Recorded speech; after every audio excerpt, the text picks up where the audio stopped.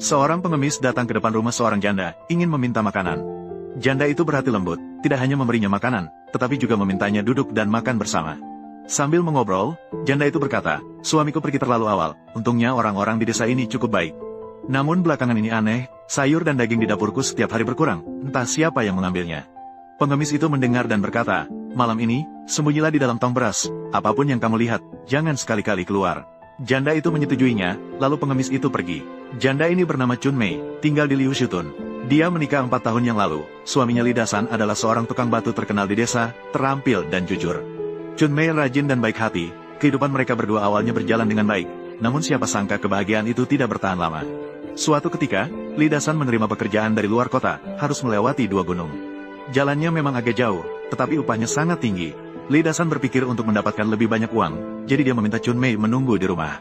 Namun, tak disangka, dia tidak pernah kembali. Saat turun gunung, kakinya tergelincir dan dia langsung meninggalkan Chun Mei sendirian. Hidupnya tiba-tiba kehilangan arah. Sejak saat itu, Chun Mei menjalani hidupnya sendiri. Banyak orang menyarankannya untuk mencari pasangan lagi selagi masih muda, setidaknya memiliki seseorang untuk bergantung, tetapi Chun Mei selalu menggelengkan kepala. Dia masih memikirkan kebaikan Dasan dan tidak ingin menikah lagi. Seorang janda hidup sendiri, hidupnya tidak pernah mudah. Sifat Chun Mei perlahan-lahan menjadi keras, berbicara dan bertindak juga menjadi tegas. Ini juga tidak bisa dihindari.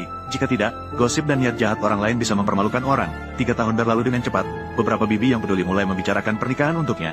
Chun Mei tetap berkata, "Saya tidak punya rencana itu." Semakin sering mereka berbicara, bibi-bibi merasa dia tidak tahu berterima kasih, dan di belakangnya mereka banyak membicarakannya. Chun Mei mendengar tetapi tidak memikirkannya, menjalani hidupnya seperti biasa.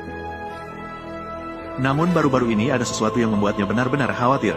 Pada pagi itu, Chun Mei baru saja menyiapkan makanan. Tiba-tiba mendengar ketukan di pintu.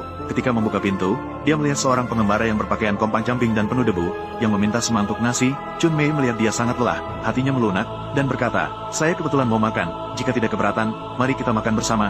Orang itu tertegun sejenak, mungkin tidak menyangka akan diundang ke meja makan. Chun Mei sudah berbalik mengambil mangkuk dan sumpit. Keduanya duduk dan mulai makan sambil mengobrol.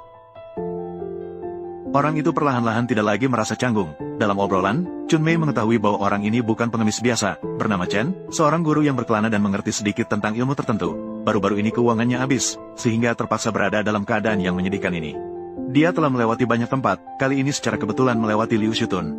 Chun Mei mendengarkan dan kemudian menceritakan masalah yang mengganggunya belakangan ini. Seharusnya, di desa ini, perjodohan cukup baik, tidak ada konflik besar, tetapi entah kenapa, sayur di dapur rumahku, setiap hari selalu berkurang. Sekali 2 kali mungkin bisa dimaklumi, tetapi setiap hari seperti ini, hatiku benar-benar tidak tenang. Hidup ini memerlukan uang untuk segala hal, bagaimana bisa menanggung kehilangan seperti ini?